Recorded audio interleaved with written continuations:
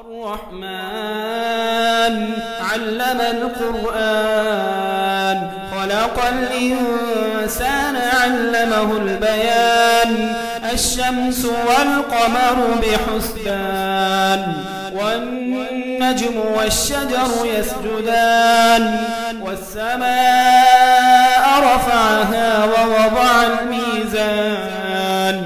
ألا تطغوا في الميزان وأقيموا الوزن بالقسط ولا تخسروا الميزان والأرض وضعها للأنام فيها فاكهة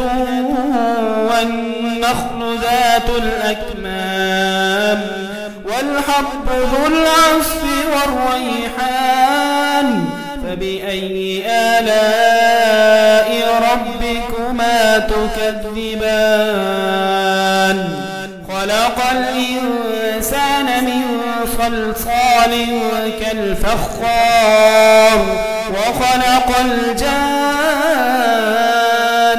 من مارج من نار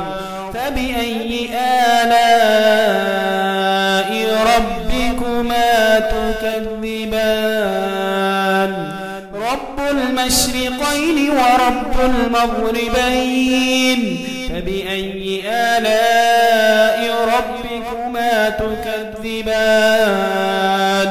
مرج البحرين يلتقيان بينهما برزخ لا يبغيان فبأي آلاء ربكما تكذبان يخرج منهما اللؤلؤ والمرجان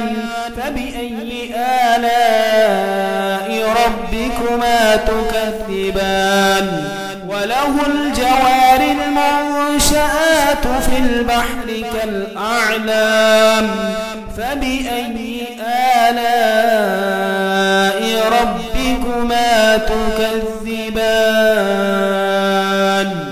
كل من عليها فان ويبقى وجه ربك ذو الجلال والإكرام فبأي آلاء ربكما تكذبان يسأله من في السماوات والأرض كل يوم هو في شأن فبأي آلاء ربكما تكذبان سنفرغ لكم أيها الثقلان فبأي آلاء ربكما تكذبان يا معشر الجن والإنس إن استطعتم أن تنفذوا من أقطار السماوات والأرض فانفذوا لا تنفذون إلا بسلطان فبأي آلاء ربكما تكذبان يرسل عليكما شواظ من نار ونحاس فلا تنتصران فبأي آلاء ربكما تكذبان فإذا انشقت السماء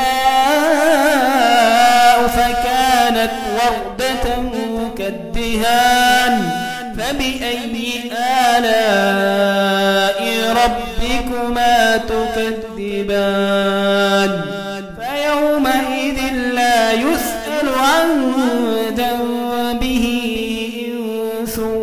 ولا جان فبأي آلاء ربكما تكذبان يعرف المجرمون بسيماهم فيؤخذ بالنواصي والأقدام فبأي آلاء ربكما تكذبان هذه جهنم التي يكذب بها المجرمون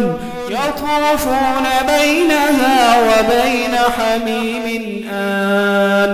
فبأي آلاء ربكما تكذبان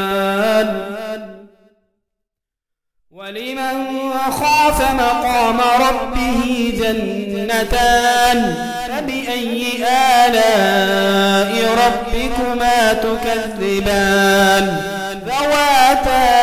أفنان فبأي آلاء ربكما تكذبان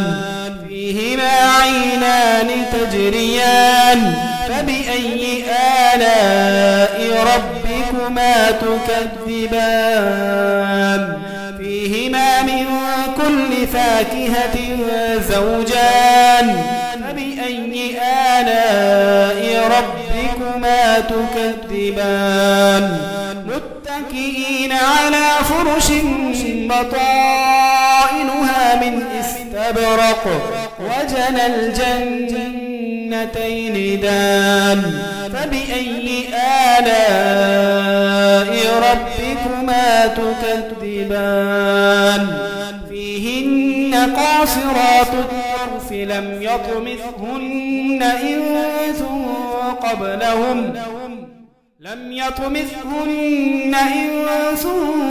قبلهم ولا جان فبأي آلاء ربكما تكذبان كأنهن الياقوت والمرجان فبأي آلاء ربكما تكذبان الجزاء الإحسان إلا الإحسان فبأي آلاء ربكما تكذبان ومن دونهما جنتان فبأي آلاء ربكما تكذبان